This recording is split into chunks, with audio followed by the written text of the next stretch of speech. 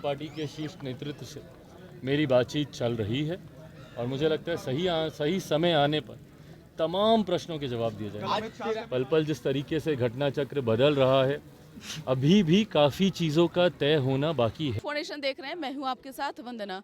अब से थोड़ी ही देर में लोजपा रामविलास सुप्रीमो जो है चिराग पासवान दिल्ली के लिए रवाना होंगे। बता दें कि आज गृह मंत्री अमित शाह से उनकी मुलाकात होने वाली है। जिस तरह से बिहार में सियासी हलचल तेज के बीच अब यह चर्चाएं चलना शुरू हो गई है कि चिराग पासवान से अमित शाह की जो मुलाकात है वो काफ़ी महत्वपूर्ण माना जा रहा है। जैसा कि शुरू से ही चिराग पासवान का नीतीश कुमार से जो है एक तरह से देखा जाए कि तानातानी रही है। अब इन्हीं सब के बीच अगर नीतीश कुमार का गठबंधन अगर एनडीए से होता है तो चिराग पासवान की क्या भूमिका होगी, आगे चिराग पासवान अपना रोल किस तरह से अदा करेंगे, तमाम इन चीज़ों पर जो है अमित शाह से इनकी मुलाकात होने वाली है।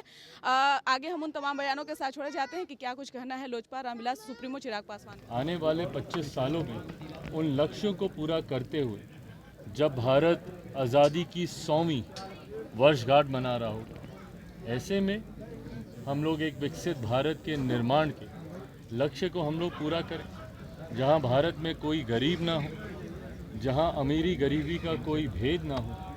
इसी दिशा में हम लोग प्रयासरत हैं।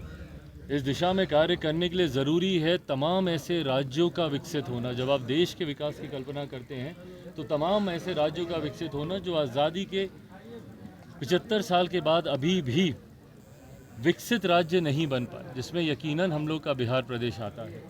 बिहार के लिए कई और ऐसे विशेष लक्ष्य और उनको लेकर संकल्पित और संकल्प से सिद्धि तक इसको हम लोग पूरा कर सकें, इस दिशा में हम लोग को आगे बढ़ने की ज़रूरत है। आप सबके माध्यम से बिहार वासियों को, पूरे देशवासियों को गणतंत्र दिवस की ढेर सारी शुभकामनाएं। अगर नीतीश कुमार एनडीए में आते हैं तो क्या आपका ग्रीन सिग्नल उनको है? भाई देखिए, अगर मगर पे तो फिर बहुत सारे सवाल जवाब हो जाएंगे, फिर तो उसका कोई अंत ही नहीं होगा।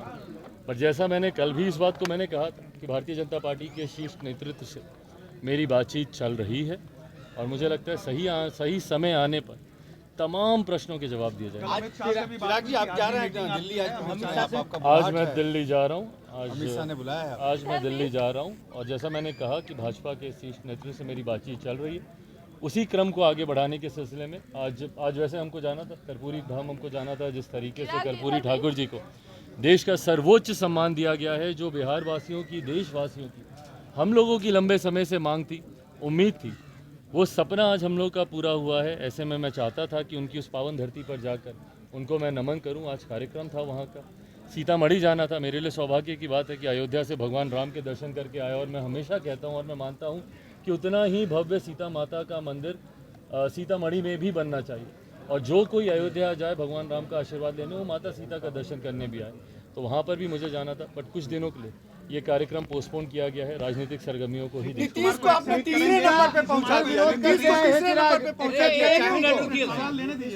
नीतीश कुमार आपके लिए एक्सेप्टेबल है? लगातार आपने उनका विरोध किया है तो देखिए, मैंने कल रात से मैं इसी बात को दोहरा रहा हूँ। राजनीतिक परिस्थितियों पे लोक जनशक्ति पार्टी रामविलास की नज़र पूरी तरीके से बनी हुई है। पल पल जिस तरीके से घटना चक्र बदल रहा है, अभी भी काफ़ी चीज़ों का तय होना बाकी है।